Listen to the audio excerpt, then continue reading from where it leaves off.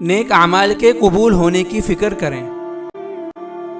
حضرت عثمان خیر آبادی رحمۃ اللہ علیہ کی کریانے کی دکان تھی۔ ان کے پاس اگر کوئی کھوٹے پیسے لاتا تو وہ پیسے لے لیتے اور سودا دے دیتے۔ وہ ان پیسوں کو علیحدہ جمع کرتے جاتے تھے۔ انہوں نے پوری زندگی اپنا یہ دستور بنائے رکھا، کھوٹے پیسے والوں کو کبھی واپس نہیں بھیجتے تھے۔ جب ان کا آخری وقت آیا تو وفات سے پہلے بستر پر لیٹے ہوئے یہ دعا مانگنے لگے، اے اللہ، میرے پاس لوگ کھوٹا مال لے کر آتے تھے، کھوٹے سکے لے کر آتے تھے۔